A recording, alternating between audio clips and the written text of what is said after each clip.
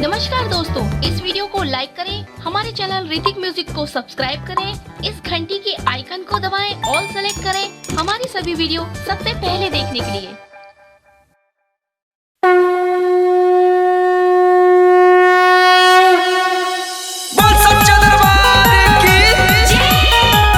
Presented by Hrithik Music।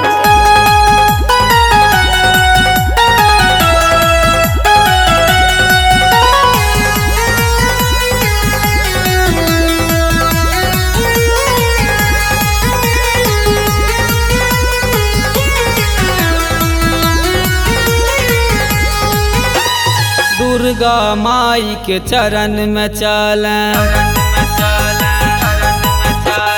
Durga माई के चरण में चल लगाई के तो नारा गे।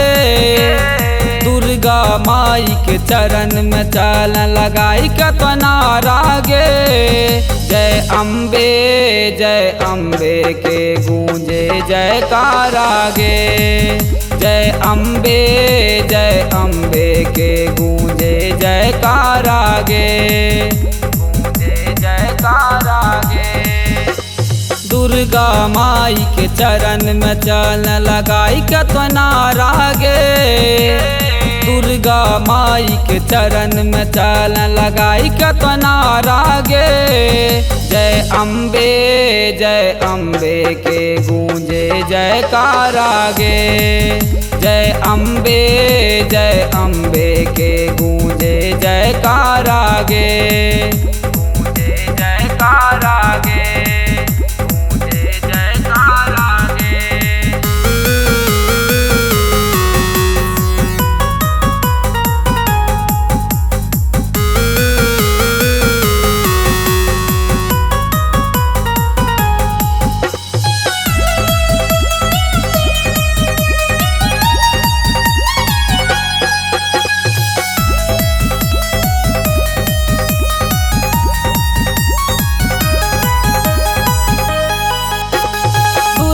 माई के महिमा छै दुनिया में सबसे भारी। बच्चा बड़का सब कोई पूजै छै नर नारी। पूजै छै नर नारी। पूजै छै नर नारी। चरणों में तोई शीश झुकावे। चरणों में तोई शीश झुकावे लगाई के तो नारा गे। चरणों में तोई शीश झुकावे लगाई के तो नारा गे। जय अम्बे के गूंजे जयकारा गे।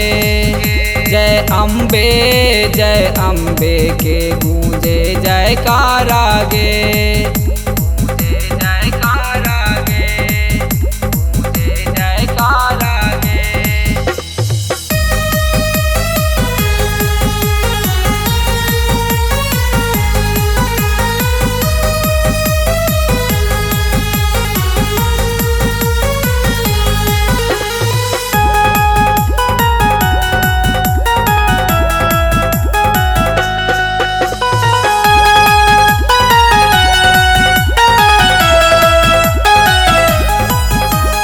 जल्दी चल देखैल तोई दुर्गा माई के मेला।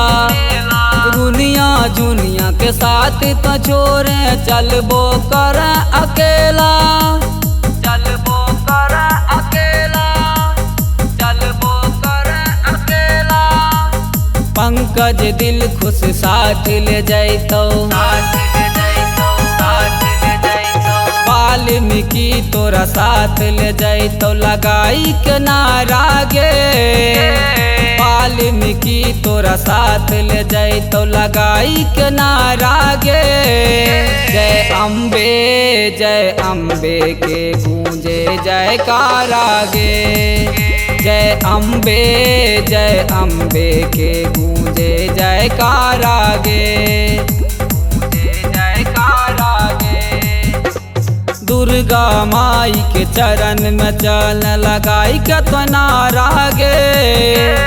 दुर्गा माई के चरण में चल लगाई के तो नारा गे।